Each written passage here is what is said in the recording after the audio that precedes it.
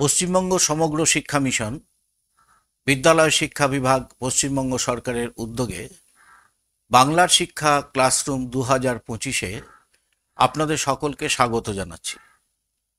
আমি ডক্টর বিশ্বরূপ ঘটক, সহশিক্ষক, hair school, Kolkata. আজকের বিষয় আমাদের একাদশ শ্রেণীর জন্য যুক্তিবিজ্ঞান, স্বরূপ, বিষয়বস্তু এবং শ্রেণীবিভাগ। উচ্চ মাধ্যমিকের একাদশ শ্রেণীর দ্বিতীয় সেমিস্টারের প্রথম যে অংশ রয়েছে তারই আজকে প্রাথমিক যে বিষয়টি রয়েছে সেটি আমরা আলোচনা করব।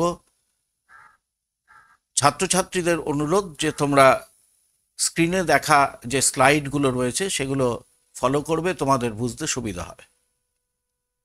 বিষয়টি তোমরা দেখতে পাচ্ছ যে যুক্তিবিজ্ঞান বা লজিক, তারপর হচ্ছে স্বরূপ, বিষয়বস্তু অর্থাৎ nature and content and classification অর্থাৎ শ্রেণীবিভাগ।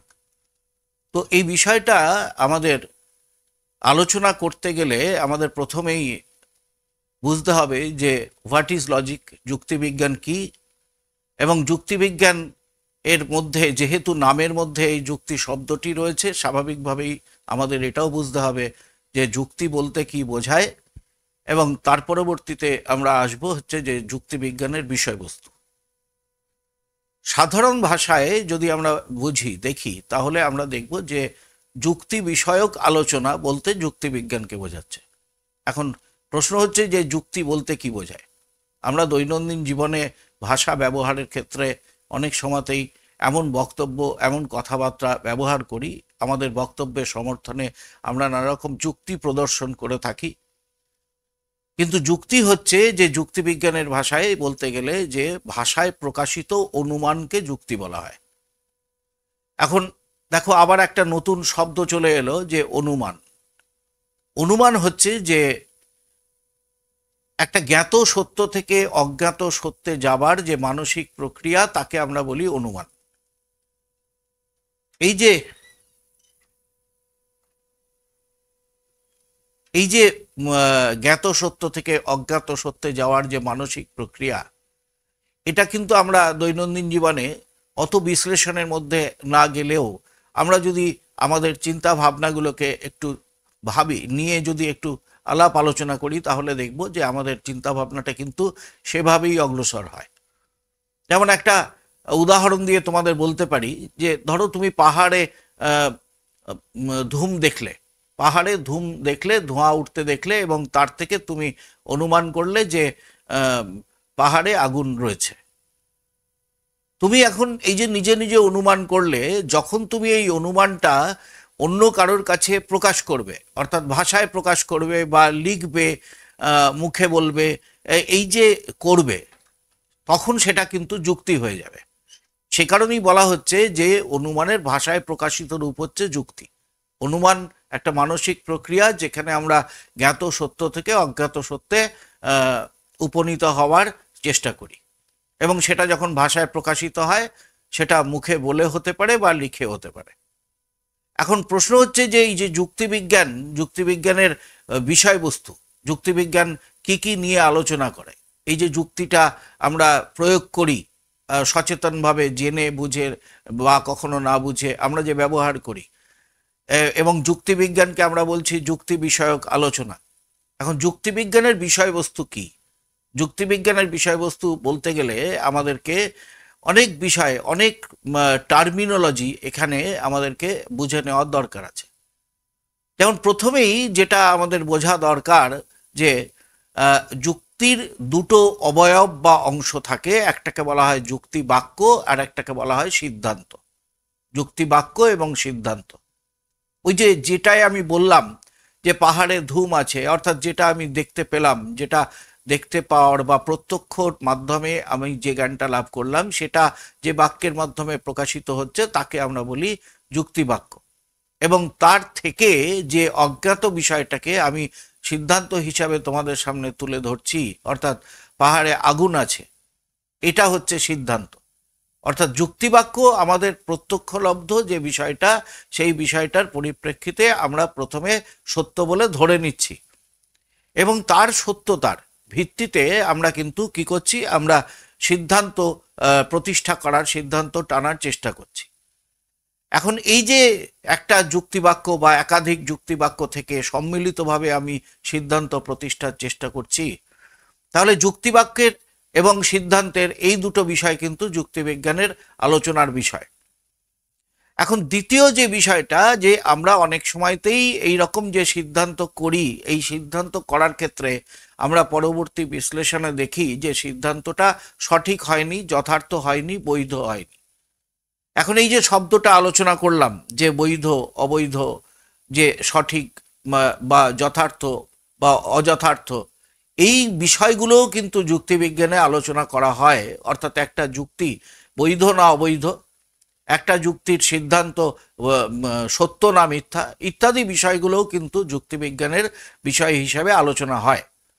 যে বৈধতা বলতে কি বোঝায়, অবৈধতা বলতে কি বোঝায়, সত্যতা বা মিথ্যাত্ব বলতে কি বোঝায়, এই সমস্ত বিষয়গুলোও কিন্তু যুক্তিবিজ্ঞানে বিষয়বস্তুর মধ্যে অন্যতম গুরুত্বপূর্ণ বিষয় হিসেবে আলোচিত হয়ে থাকে।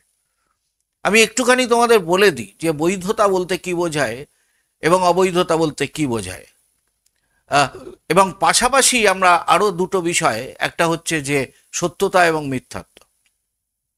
সত্যতা মিথ্যাত্ব হচ্ছে বাস্তবের সাথে যখন কোনো যুক্তি বা তার যুক্তিবাক্য বা সিদ্ধান্ত অনুসারী হয়, অর্থাৎ অনুগামী হয়, বাস্তবের সঙ্গে যখন তার মিল থাকে, তখন আমরা তাকে সত্য বা মিথ্যা বলতে পারি।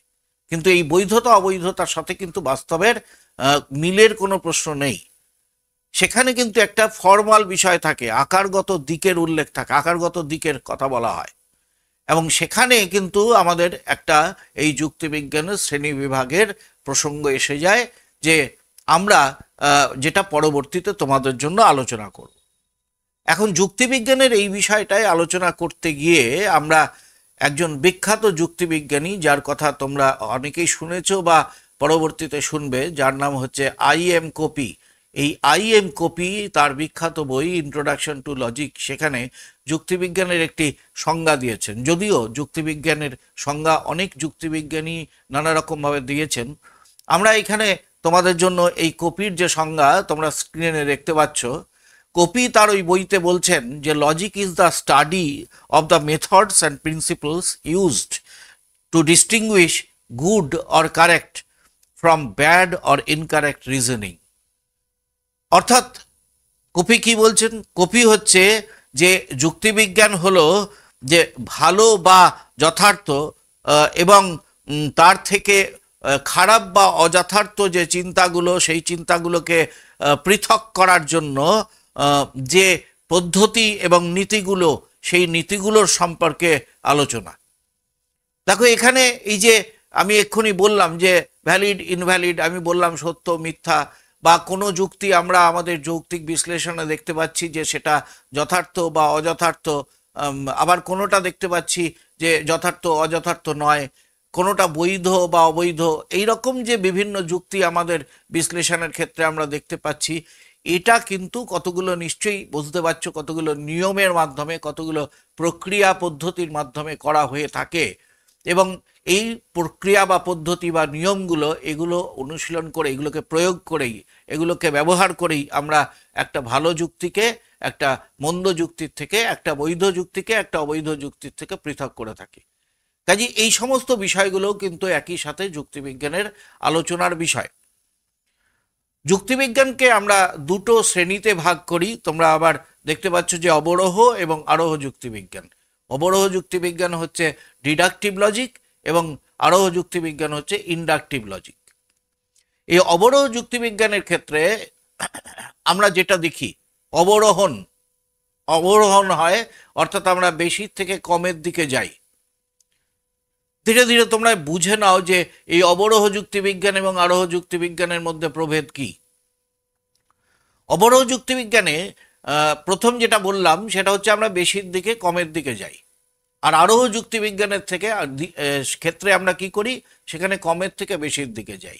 অর্থাৎ অবরোহ যুক্তিবিজ্ঞানের ক্ষেত্রে অবরোহণ হয়, আর আরোহ যুক্তিবিজ্ঞানের ক্ষেত্রে আরোহণ হয়। অবরোহ যুক্তিবিজ্ঞানের একটা উদাহরণ যদি তোমরা নাও, যে ধরো প্রথম যুক্তিবাক্য হচ্ছে সকল মানুষ হয় মরণশীল, দ্বিতীয় যুক্তিবাক্য হচ্ছে সকল রাম হয় মানুষ, এবং সিদ্ধান্ত হচ্ছে এই দুটো যুক্তিবাক্য থেকে সম্মিলিতভাবে সিদ্ধান্ত হচ্ছে সুতরাং রাম হয় মরণশীল। এখন এই যে দুটো যুক্তিবাক্য থেকে সিদ্ধান্তটা নিঃসৃত হলো, তো এটাকে যদি আমরা সামগ্রিক এই যুক্তি প্রক্রিয়াটাকে বিশ্লেষণ করি তাহলে আমরা দেখতে পাই যে সেখানে প্রথম যে যুক্তিবাক্য, যাকে আমরা প্রধান যুক্তিবাক্য বলি, তার যে ব্যাপ্তি বা বিস্তৃতি বা পরিধি সেটা কিন্তু অনেক বেশি, এবং তার থেকে যে সিদ্ধান্তটা নিঃসরণ হয়েছে অর্থাৎ রাম মরণশীল, এইখানে কিন্তু দেখা যাচ্ছে সিদ্ধান্তের এই ব্যাপ্তি বিস্তৃতি পরিধি কিন্তু কম, অর্থাৎ এখানে কিন্তু অবরোহণ হচ্ছে। এবং দ্বিতীয় যেটা হচ্ছে সেটা হচ্ছে যে দ্বিতীয় যে যুক্তিবাক্যটা, যেটাকে আমরা অপ্রধান যুক্তিবাক্য বলি, সেইটার ক্ষেত্রে দেখা যাচ্ছে দুটোর মধ্যে যে ব্যাপ্তি বা বিস্তৃতি বা পরিধির দিক থেকে দুটো সমান, অর্থাৎ অপ্রধান যুক্তিবাক্য এবং সিদ্ধান্ত কিন্তু ব্যাপ্তি বা বিস্তৃতি পরিধির দিক থেকে সমব্যাপক। তাহলে এদিক থেকে আমরা যেটা বলতে পারি যে অবরোহ যুক্তির ক্ষেত্রে যে সিদ্ধান্তটা সবসময়তেই যুক্তিবাক্যের থেকে কম ব্যাপক হবে অথবা যুক্তিবাক্যের সাথে সমব্যাপক হবে অবরোহ যুক্তির ক্ষেত্রে। দ্বিতীয় অবরোহ যুক্তির ক্ষেত্রে আরও একটা গুরুত্বপূর্ণ বিষয়, সেটা হচ্ছে যে অবরোহ যুক্তির ক্ষেত্রে, বিশেষত বৈধ অবরোহ যুক্তির ক্ষেত্রে আমরা যেটা বলি সেটা হচ্ছে সিদ্ধান্ত সবসময়তেই যুক্তিবাক্য থেকে একটা যুক্তিবাক্য হতে পারে বা একাধিক যুক্তিবাক্য হতে পারে। একাধিক যুক্তিবাক্য হলে এই একাধিক যুক্তিবাক্যের থেকে সম্মিলিতভাবে সিদ্ধান্তটা নিঃসৃত হবে, এবং সেখানে কিন্তু এই যে সিদ্ধান্তটা নিঃসৃত হচ্ছে এটা অনিবার্যভাবে নিঃসৃত হবে। অর্থাৎ কখনো এরকম হতে পারে না যে যুক্তিবাক্য থেকে সিদ্ধান্ত নিঃসৃত হলো এবং যুক্তিবাক্য সত্য হলো কিন্তু সিদ্ধান্ত মিথ্যা হলো, এরকম হতে পারে না। কাজে এখানে বলা হয়, তোমরা বুঝতেই পারছো যে উদাহরণটা আমরা দিয়েছি যে সকল মানুষ হয় মরণশীল প্রধান যুক্তিবাক্য, অপ্রধান যুক্তিবাক্য রাম হয় মানুষ, সিদ্ধান্ত রাম হয় মরণশীল। এখন প্রথম দুটো যুক্তিবাক্য যদি সত্য হয় তাহলে কোনোভাবেই এই সিদ্ধান্তটা কিন্তু মিথ্যা হতে পারে না, কারণ হচ্ছে প্রধান যুক্তিবাক্যের মধ্যে কিন্তু সিদ্ধান্তটা অলরেডি সেখানে কিন্তু ইনক্লুডেড ছিল। অর্থাৎ যখন বলা হলো সকল মানুষ হয় মরণশীল, তখন স্বাভাবিকভাবেই রাম মরণশীল এটাকেও সেখানে অন্তর্ভুক্ত করা হয়েছে। কাজেই এটা কখনোই হতে পারে না যে যুক্তিবাক্য দুটো সত্য সিদ্ধান্ত মিথ্যা। আর এই যে অনিবার্যভাবে সিদ্ধান্ত নিঃসৃত হওয়ার বিষয়টা, এটাকে বলা হয় যৌক্তিক অনিবার্যতা বা এটাকে বলা হয় প্রসক্তি সম্বন্ধ বা রিলেশন অফ এন্টেলমেন্ট। বস্তুত অবরোহ যুক্তিবিজ্ঞানের যুক্তিবাক্য এবং সিদ্ধান্তের মধ্যে যে সম্পর্কের কথা বলা হয় সেটা হচ্ছে এই প্রসক্তি সম্বন্ধ, যৌক্তিক প্রসক্তি সম্বন্ধ বা রিলেশন অফ লজিক্যাল এন্টেলমেন্ট, যার জন্যই যুক্তিবাক্য সত্য হলে কিন্তু সিদ্ধান্ত মিথ্যা হতে পারে না। অবরোহ যুক্তিবিজ্ঞানের ক্ষেত্রে আমরা আরও যেটা বলতে পারি সেটা হচ্ছে যে অবরোহ যুক্তিবিজ্ঞানে কিন্তু আমরা কখনোই যুক্তির বাস্তব সত্যতা বা মিথ্যাত্বকে বিবেচনা করি না। সবসময়তেই আমরা এর আকার নিয়ে আমরা কিন্তু আলোচনা করে থাকি, এর আকার কিন্তু আমাদের বিবেচ্য হয়ে থাকে। এখন আকার বলতে কি বোঝায়? যেমন আমি যদি এই সকল মানুষ হয় মরণশীল, রাম হয় মানুষ, সুতরাং রাম হয় মরণশীল, এখানে এই যে তিনটে পদ রয়েছে আমাদের, যে তোমরা দেখতে পাচ্ছ মানুষ এখানে রয়েছে, মরণশীল এখানে রয়েছে, রাম এখানে রয়েছে, এগুলোকে আমরা যদি নির্দিষ্ট SPM এই শব্দগুলোর দ্বারা, এই লেটারগুলোর দ্বারা যদি রিপ্লেস করি তাহলে আমরা কীরকম পাবো? আমরা সিদ্ধান্ত পাবো হচ্ছে SYP, আমরা যুক্তিবাক্য অপ্রধান যুক্তিবাক্য পাবো হচ্ছে SYM, আর প্রধান যুক্তিবাক্য পাবো হচ্ছে সকল M হয় S। তাহলে দেখো যে সেক্ষেত্রে আর কিন্তু রাম থাকলো না, সেখানে মানুষ থাকলো না, সেখানে মরণশীল থাকলো না, সেখানে কি এসে গেল? সেখানে SPM এগুলো এসে গেল। এবং স্বাভাবিকভাবেই এই রকম আমাদের যুক্তির আকার এখানে কিন্তু বিবেচনা করা হয়। অর্থাৎ যখনই কোনো একটা অবরোহ যুক্তি তৈরি হয় তখন অবরোহ যুক্তির এই আকারটাও একই সাথে সাথে আমাদেরকে নির্ণয় করে নিতে হয়।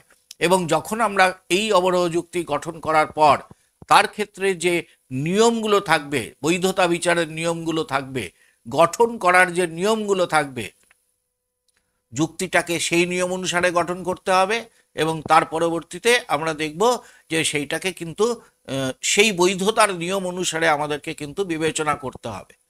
বিবেচনা করে যুক্তিটা বৈধ হলে তার যে আকার থাকবে ওই আকারে সন্নিবেশিত যে কোনো যুক্তি কিন্তু বৈধ হবে। অর্থাৎ এই যে যদি আমার সকল এস হয় এম, সকল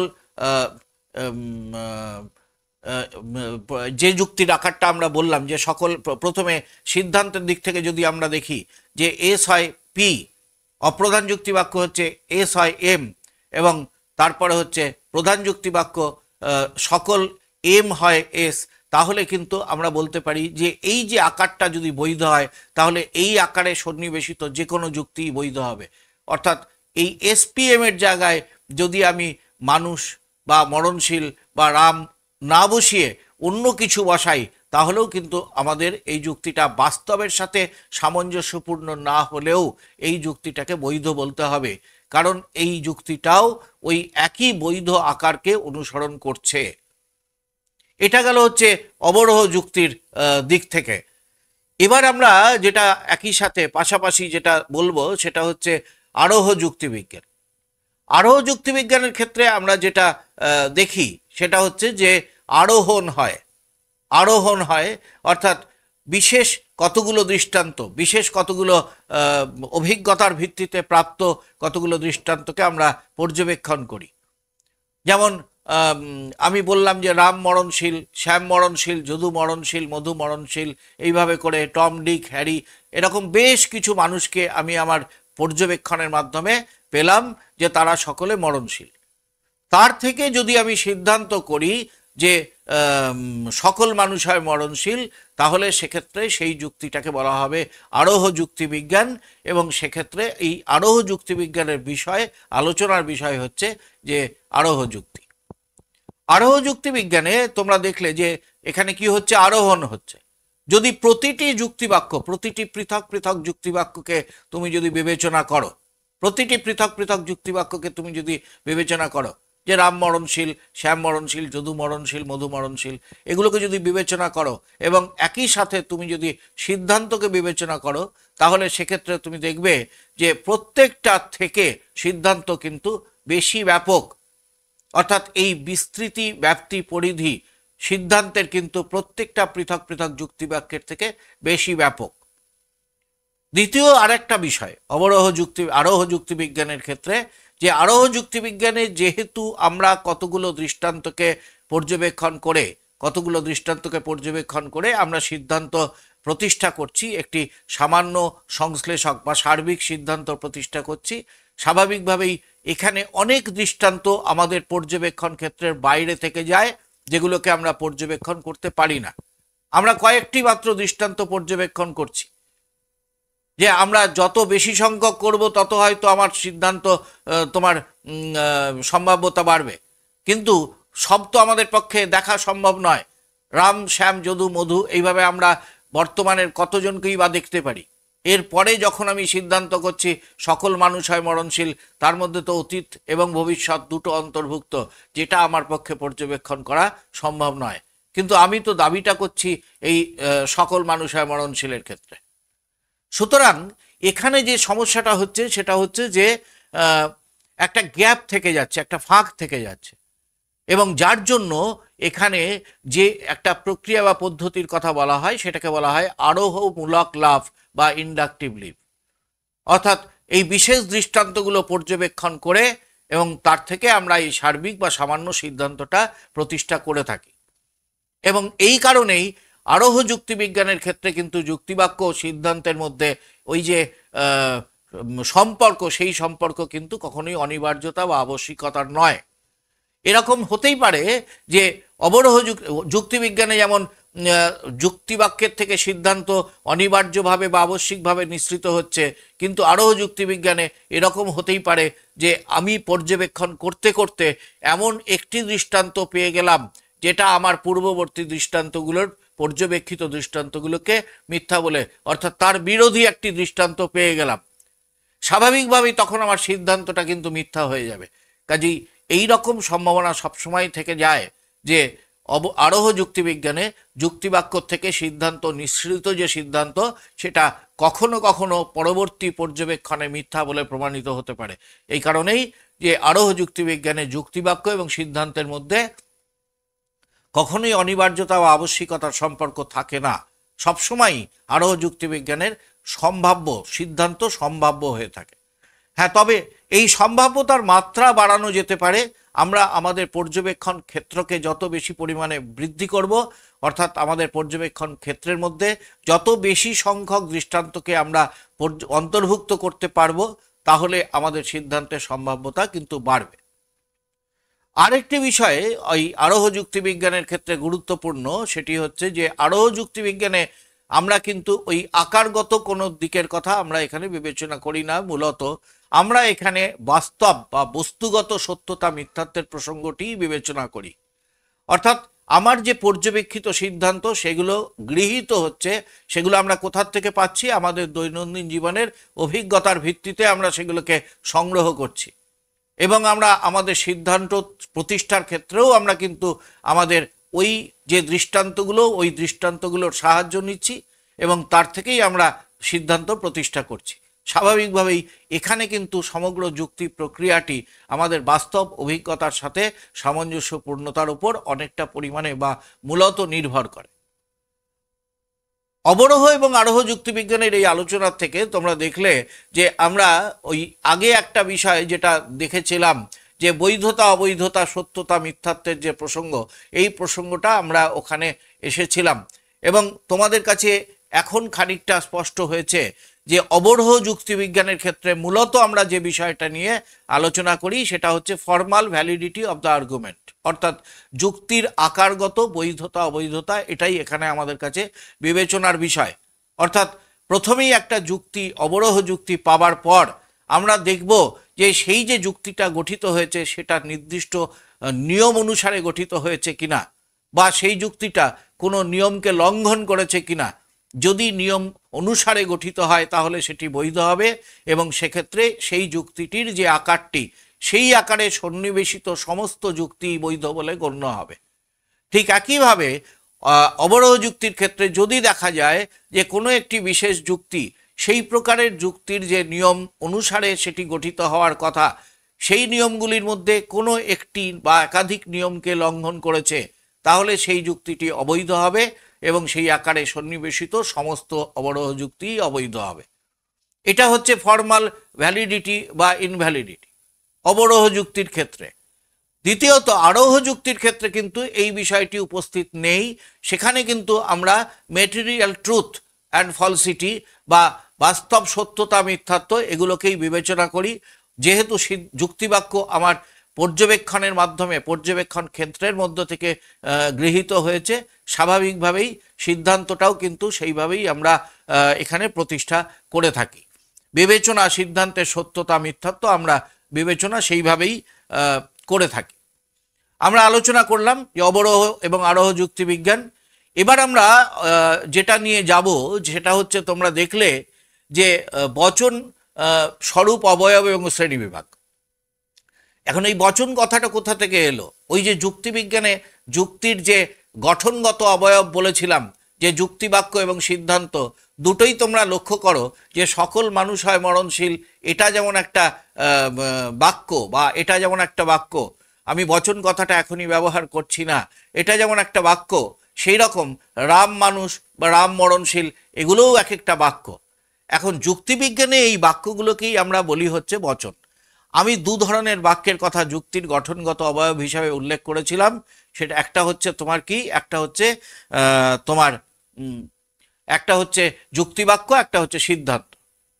এখন এই যুক্তিবাক্য এবং সিদ্ধান্ত এগুলো যেমন বাক্য, সেই রকম যুক্তিবিজ্ঞানে এদের পারিভাষিক নাম হচ্ছে বচন।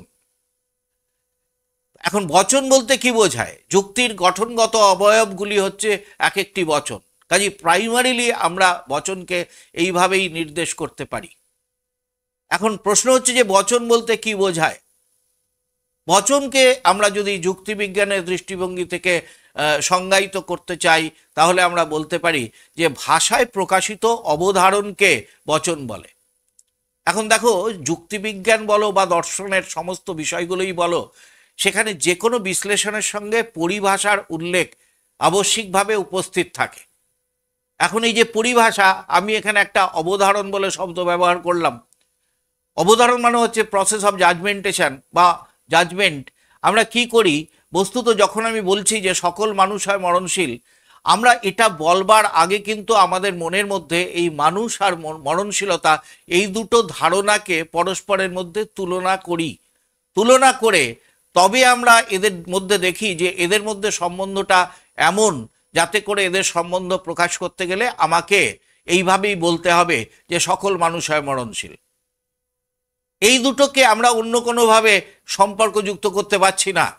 তো সেই কারণেই যে অবধারণ হচ্ছে মানসিক প্রক্রিয়া, যেখানে আমরা এরকম দুটো ধারণাকে পরস্পরের মধ্যে তুলনা করছি, এবং অবধারণ যখন ভাষায় প্রকাশিত হয়ে যাচ্ছে তখন তাকে আমরা বলছি বচন। যদিও এই বাক্য এবং বচনের মধ্যে যুক্তিবিজ্ঞানে কিন্তু প্রভেদ করা হয়েছে, বাক্য এবং বচনের মধ্যে যুক্তিবিজ্ঞানে নানা দিক থেকে প্রভেদ করা হয়েছে। আমরা দুই একটি প্রভেদ তোমাদের জন্য উল্লেখ করি। বাক্য, তোমরা জানো যে যুক্তিবিজ্ঞান, আমাদের ব্যাকরণের ক্ষেত্রে আমরা বাংলায় বা ইংরেজিতে বাক্য ব্যবহার করি, বিভিন্ন ধরনের বাক্য আমরা সেখানে পাই। সেখানে বাক্যের ক্ষেত্রে উদ্দেশ্য বিধেয় দুটো অংশ থাকে, কিন্তু বচনের ক্ষেত্রেও কিন্তু আমরা দেখি যে বচনের ক্ষেত্রে কিন্তু অংশ দুটো নয়, বচনের ক্ষেত্রে দুটো অংশ নয়। বচনের ক্ষেত্রে আমরা দেখি যে অংশগুলো এখানে উল্লেখ করা হয় সেগুলো হচ্ছে যে মূলত চারটে। প্রথম হচ্ছে আমাদের থাকে হচ্ছে মানক বা পরিমাপক, যাকে আমরা ইংরেজিতে কোয়ান্টিফায়ার বলি। দ্বিতীয় থাকে হচ্ছে উদ্দেশ্য, এবং তারপরে থাকে সংযোজক, এবং তারপরে থাকে বিধেয়। এই চারটে অংশ কিন্তু বচনের ক্ষেত্রে থাকে, উল্লেখ থাকে। এবং বচনের ক্ষেত্রে এই চারটে অংশকে তাদের নির্দিষ্ট ক্রম অনুসারে কিন্তু উল্লেখ করতে হয়, স্পষ্টভাবে উল্লেখ করতে হয়। যখন সকল মানুষ মরণশীল আর সকল মানুষ হয় মরণশীল, যদি আমি দুটো উচ্চারণ করি, এই সকল মানুষ হয় মরণশীল এটা হবে বচন এবং একই সাথে এটা হবে বাক্য। কিন্তু যখন আমি বলবো যে সকল মানুষ মরণশীল, তখন এটা বাক্য হলেও এটা কিন্তু যুক্তিবিজ্ঞানের দৃষ্টিভঙ্গিতে বচন হবে না, কেননা এদের মধ্যে এই সংযোজক এই অংশটি উল্লেখ নেই। আমরা এবারে বচনের এই যে চারটে অংশ বললাম, যে মানক বা পরিমাপক বললাম, আমরা বললাম হচ্ছে উদ্দেশ্যের কথা, আমরা বললাম সংযোজকের কথা, এবং আমরা বিধেয়র কথা বললাম। এই চারটে অংশের সম্পর্কে আমরা একটু একটু করে জেনে নিই। প্রথম হচ্ছে যে মানক বা পরিমাপক। এই মানক বা পরিমাপক বস্তুত এই বচনটির পরিমাণকে নির্দেশ করে, অর্থাৎ বচনটি সামান্য বা সার্বিক কিনা, আবার বিশেষ বা আংশিক কিনা, সেটা কিন্তু এই মানক বা পরিমাপক নির্দেশ করে থাকে। এই মানক বা পরিমাপকের নানা রকম উল্লেখ আমরা পাই, যেমন কখনো আমরা সকল এটাকে মানক বা পরিমাপক হিসেবে ব্যবহার করি, কখনো কোনো বা কখনো কোনো। যখন আমরা সার্বিক বা সামান্য বচনের কথা বলি তখন হয় বলি সকল মানুষ হয় মরণশীল, অথবা বলি কোনো মানুষ নয় দেবতা। আবার যখন আমরা কোনো মানুষ হয় সৎ, কোনো মানুষ নয় পরিশ্রমী বলি, তখন সেগুলোকে আমরা বলি বিশেষ বচন। অর্থাৎ এই পরিমাপক বা মানক এর কাজ হচ্ছে বচনটির পরিমাণকে নির্দেশ করা এবং বচনটির পরিমাণের দিক থেকে কীরকম সেটা আমাদের সামনে তুলে ধরা। দ্বিতীয় হচ্ছে উদ্দেশ্য। বচনে যার সম্পর্কে কিছু বলা হয় তাকে বলা হয় উদ্দেশ্য। তারপরে হচ্ছে সংযোজক। সংযোজক হচ্ছে উদ্দেশ্য এবং বিধেয়ের মধ্যে সম্বন্ধ স্থাপন করে, এবং সংযোজকের স্বরূপ নিয়ে যুক্তিবিজ্ঞানীদের মধ্যে মতভেদ থাকলেও সাধারণভাবে বলা হয় যে যুক্তিবিজ্ঞানে সেটা হচ্ছে যে সংযোজক সর্বদাই হওয়া ক্রিয়ার বর্তমান কালের কোনো রূপ হবে, অর্থাৎ present form of be verb, অর্থাৎ হয় হবে, হন হবে, হও হবে। আবার নঅর্থক দিক থেকে হয় না বা নয় হতে পারে, বা হন না বা নন হতে পারে। অর্থাৎ হওয়া ক্রিয়ার বর্তমানকালের কোনো রূপ হবে সংযোজক। এবং সবশেষ অংশ হচ্ছে বচনের, সেটা হচ্ছে যে তোমার কি বিধেয়। বিধেয় হচ্ছে উদ্দেশ্য সম্পর্কে যা কিছু স্বীকার বা অস্বীকার করা হয় তাকে বলা হচ্ছে বিধেয়। এটা হচ্ছে যে বচনের বিভিন্ন অংশ। এখন এর পরবর্তীতে এই যে বচনের যে অংশগুলো রয়েছে, এই থেকে আমরা যেটা বলতে পারি যে বচন তো নানা রকমের হতে পারে। এখন এই নানা রকমের হতে পারে, তো বচনকে আমরা শ্রেণীবিভাগ করে তোমাদের জন্য এখানে আলোচনা করেছি, সেটা তোমরা একটুখানি দেখে নাও। সেটা হচ্ছে যে সম্বন্ধের দৃষ্টিকোণ থেকে বচনকে দুভাগে আমরা ভাগ করার কথা বলেছি। একটি হচ্ছে সাপেক্ষ বচন বা কন্ডিশনাল স্টেটমেন্ট, আর একটাকে বলা হচ্ছে নিরপেক্ষ বচন বা ক্যাটেগরিক্যাল স্টেটমেন্ট বা প্রপোজিশন। সাপেক্ষ বচনের ক্ষেত্রে কি হয়? সাপেক্ষ বচনের ক্ষেত্রে বচনটা একটা অংশ আর একটা অংশের উপরে নির্ভরশীল হয়, অর্থাৎ একটা পার্ট আরেকটা পার্টের উপরে নির্ভরশীল হয়, যার জন্য এটাকে বলা হয় সাপেক্ষ বা শর্তাধীন বচন, কন্ডিশনাল স্টেটমেন্ট। যেমন আমরা প্রাকল্পিক বচন, বৈকল্পিক বচনের কথা উল্লেখ করতে পারি। যেমন নিরপেক্ষ বচনের ক্ষেত্রে আমরা দেখি এখানে কোনো অংশ কোনো অংশের উপরে নির্ভরশীল নয়, অর্থাৎ শর্ত নিরপেক্ষভাবে এক্ষেত্রে স্বীকৃতি বা অস্বীকৃতিটা ঘটে থাকে, সম্পর্কে আবদ্ধ হয়ে থাকে। তারা কিন্তু পদ দুটো সম্পর্কে আবদ্ধ হয়ে থাকে, উদ্দেশ্য এবং বিধেয় পদ, তারা কিন্তু কোনো শর্ত নিরপেক্ষভাবে, তাই এটাকে বলা হচ্ছে নিরপেক্ষ বচন।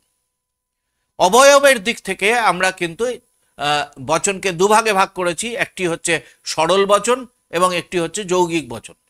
এই সরল বচনের ক্ষেত্রে বচনটিকে আর ক্ষুদ্রতর কোনো বচনে এদেরকে বিশ্লেষণ করা যায় না। যেমন এই যে আমি বললাম যে সকল মানুষ হয় মরণশীল, এই বচনটিকে আমি আর সরল কোনো বচনে বিশ্লেষণ করতে বা অধিকতর সরল কোনো বচনে বিশ্লেষণ করতে পারবো না, কারণ সেক্ষেত্রে করতে গেলে সেটা হয়ে যাবে যে পদ এসে যাবে আর বচন থাকবে না। কিন্তু যৌগিক বচনের এই অংশগুলো কিন্তু একটা অংশ কে বিশ্লেষণ করলে সেটা আর একটা সরল বচন হতে পারে। যেমন আমি বললাম যে যদি রাম আসে তবে শ্যাম যাবে, এটি একটি যৌগিক বচন, এটি প্রাকল্পিক বচন। এখন এই প্রাকল্পিক বচনের ক্ষেত্রে তোমরা দেখো দুটো অংশ রয়েছে, একটাকে আমরা বলি পূর্বগ, একটাকে বলি অনুগ। এই যদির থেকে শুরু করে তবের আগে পর্যন্ত যে অংশটা বললাম, অর্থাৎ রাম আসে, সেটি হচ্ছে পূর্বগ, এবং শ্যাম যাবে তবের পরবর্তী অংশ, এটাকে বলা হচ্ছে অনুগ। এখন এই যে এই দুটো অংশ পৃথক পৃথকভাবে কিন্তু সরল বচন, সে কারণে এটাকে বলা হচ্ছে যৌগিক বচন। যৌগিক বচন যুক্তিবিজ্ঞানে আমরা 5 রকম যৌগিক বচনের কথা বলি: প্রাকল্পিক বচন, বৈকল্পিক বচন, নিষেধক বচন, সংযৌগিক বচন এবং হচ্ছে যে প্রাতিকল্পিক বচন। এই 5 রকমের যৌগিক বচনের কথা আমরা যুক্তিবিজ্ঞানে পাই। এবার হচ্ছে যে ওই যে নিরপেক্ষ বচনের কথা বললাম, নিরপেক্ষ বচনের শ্রেণীবিভাগ, যেটি আমাদের এই যুক্তিবিজ্ঞানের মুখ্য আলোচনার বিষয় হবে, সেটি হচ্ছে যে গুণের দৃষ্টিকোণ থেকে আমরা এই নিরপেক্ষ বচনকে দুটো ভাগে ভাগ করি। একটা হচ্ছে সদর্থক এবং নঙর্থক। সদর্থক কীরকম? যেখানে উদ্দেশ্য এবং বিধেয়ের মধ্যে সম্পর্ক সদর্থক বা স্বীকৃতির সম্পর্ক, অর্থাৎ এই স্বীকৃতি সার্বিক স্বীকৃতি হতে পারে বা আংশিক স্বীকৃতি হতে পারে। যেমন সকল মানুষ হয় মরণশীল, এটা যেমন হতে পারে, সেরকম কোনো কবি হয় বাস্তববাদী, এটা হতে পারে। এখানে কিন্তু এই দুটোই সদর্থক স্বীকৃতি। কিন্তু নঙর্থক কি? নঙর্থক মানে নঙর্থক দিক থেকে স্বীকৃতি, অর্থাৎ অস্বীকৃতির সম্পর্ক। যেমনভাবে আমরা বলতে পারি কোনো কবি নয় দেবতা, বা আমরা বলতে পারি কোনো মানুষ নয় পরিশ্রমী। এখানে দেখো, এখানে উদ্দেশ্য এবং বিধেয় পদের মধ্যে যে সম্পর্ক, দুটোই কিন্তু সার্বিক এবং আংশিক, কিন্তু দুটোই হচ্ছে অস্বীকৃতির সম্পর্ক বা নঙর্থক স্বীকৃতির সম্পর্ক। তাই গুণের দিক থেকে আমরা দুভাগে ভাগ করি নিরপেক্ষ বচনকে, সদর্থক এবং নঙর্থক। পরিমাণের দিক থেকে, পরিমাণের দৃষ্টিকোণ থেকে আমরা দুভাগে ভাগ করতে পারি। একটি হচ্ছে সামান্য এবং বিশেষ। অর্থাৎ সামান্যের ক্ষেত্রে আমরা দেখি যে এই যে স্বীকৃতির সম্পর্কটা, এই স্বীকৃতির সম্পর্কটা কিন্তু সার্বিক স্বীকৃতির সম্পর্ক, বা অস্বীকৃতির যে সম্পর্কটা সেটা কিন্তু সার্বিক অস্বীকৃতির সম্পর্ক। যেমন আমি বলছি যে সকল মানুষ হয় মরণশীল, এক্ষেত্রে দেখো উদ্দেশ্য পদের দিক থেকে বিধেয় পদের যে স্বীকৃতি, সেটি সার্বিক স্বীকৃতি। আমরা যখন বলছি কোনো বৃত্ত নয় ত্রিভুজ, তখন কিন্তু এই যে স্বীকৃতি, সেই স্বীকৃতি কিন্তু সার্বিক অস্বীকৃতি। কাজেই সামান্য বচনের ক্ষেত্রে স্বীকৃতি বা অস্বীকৃতি যাই হোক না কেন, সেটা কিন্তু হবে সার্বিক বা সামান্য, অর্থাৎ স্বীকৃতি হলেও সার্বিক স্বীকৃতি, আবার অস্বীকৃতি হলেও সার্বিক অস্বীকৃতি। আর বিশেষের ক্ষেত্রে আমরা যেটা দেখি সেটা হচ্ছে এই স্বীকৃতি বা অস্বীকৃতি যাই হোক না কেন, সেটা বিশেষ বা আংশিক। যেমন আমরা বলতে পারি কোনো কোনো কবি হয় বাস্তববাদী, কোনো কোনো মানুষ নয় পরিশ্রমী। অর্থাৎ দুটোর ক্ষেত্রেই দেখো, প্রথমটায় স্বীকৃতি আংশিক স্বীকৃতি, দ্বিতীয়টায় অস্বীকৃতি আংশিক অস্বীকৃতি। এবারে এই যে গুণ এবং পরিমাণ, এই গুণ এবং পরিমাণের সংযুক্ত দৃষ্টিতে, সংযুক্ত দৃষ্টিকোণ থেকে আমরা বচনকে, এই নিরপেক্ষ বচনকে 4 ভাগে ভাগ করতে পারি। প্রথমটি হচ্ছে সামান্য সদর্থক, দ্বিতীয়টি হচ্ছে সামান্য নঙর্থক, তৃতীয় হচ্ছে বিশেষ সদর্থক এবং চতুর্থ হচ্ছে বিশেষ নঙর্থক। এই যে 4টে বচনের কথা আমি বললাম, এটা দেখো এই ক এবং খ এই দুটোর নীতিকে সম্মিলন করে, এই দুটো নীতিকে একসাথে করে এই 4টে বচন তৈরি হলো। এই সামান্য সদর্থক এই বচনটিকে আমরা বলি এ বচন, এই বচন ক্যাপিটাল এ। সামান্য নগর্থক এটিকে আমরা বলি ক্যাপিটাল ই বচন। বিশেষ সদর্থককে আমরা বলি ক্যাপিটাল আই বচন। আর বিশেষ নগর্থককে আমরা বলি ক্যাপিটাল ও অর্থাৎ ও বচন। তাহলে গুণ পরিমাণের সংযুক্ত নীতির ভিত্তিতে নিরপেক্ষ বচন 4 প্রকার, এ ই আই ও। নিরপেক্ষ বচনের এই যে শ্রেণীবিভাগ, এই শ্রেণীবিভাগ করেছিলেন বিখ্যাত গ্রিক যুক্তিবিজ্ঞানী অ্যারিস্টটল। তাই এই যে শ্রেণীবিভাগ, এটাকে বলা হয় 4-fold scheme of categorical proposition বা নিরপেক্ষ বচনের চতুর্বর্গ পরিকল্পনা। অর্থাৎ কিভাবে আমরা 4টে বচনকে, 4টে নিরপেক্ষ বচনকে পেলাম, সেইটাই এখানে অ্যারিস্টটল এইভাবে দেখানোর চেষ্টা করেছেন। যেহেতু এই আলোচনাটা অবরোহ যুক্তিবিজ্ঞানের পার্ট হিসাবেই আমরা করছি, স্বাভাবিকভাবেই এই বিষয়গুলোর সাথে সাথে আমাদের কিন্তু এদের আকারগুলোকে জেনে নিতে হবে। যে সকল মানুষ হয় মরণশীল, এটা যেমন উদাহরণ হলো এ বচনের, সেই রকম এর আকার হলো সকল এস হয় পি। যেমন কোনো মানুষ নয় দেবতা, এটা যেমন একটা ই বচন হলো, এর আকারটা হলো কোনো এস নয় পি। আবার যখন আমরা দেখব যে কোনো একটা বচন বিশেষ সদর্থক বচন, অর্থাৎ কোনো কোনো মানুষ হয় পরিশ্রমী, তার আকারটা হবে কোনো কোনো এস হয় পি, অর্থাৎ এটা আই বচনের আকার। এবং সবশেষে বিশেষ নঙর্থক বচন নয় পরিশ্রমী, অর্থাৎ কোনো কোনো এস নয় পি, এক্ষেত্রে যেটা হবে সেটা হচ্ছে ও বচন। এখন এই পর্যন্ত যে আলোচনা আমরা করলাম, এর পরবর্তীতেও বচনের শ্রেণীবিভাগ সম্পর্কিত কিছু আলোচনা বা কিভাবে তোমরা বাক্য থেকে বচনে রূপান্তর করবে এই সম্পর্কিত আলোচনা কিছু বাকি রইল। আমরা পরবর্তী ক্লাসে নিশ্চয়ই সেই সব বিষয়গুলো নিয়ে আলোচনা করব। তোমরা মনোযোগ সহকারে তোমরা যদি দেখো তাহলে তোমাদের অবশ্যই কাজে লাগবে। আজকের মতো আমাদের যে আলোচনা, অর্থাৎ যুক্তিবিজ্ঞানের স্বরূপ, বিষয়বস্তু এবং শ্রেণীবিভাগ, তার যে প্রথম পর্ব, সেটার আলোচনা আমরা এখানেই শেষ করছি। তোমরা সকলে ভালো থাকো।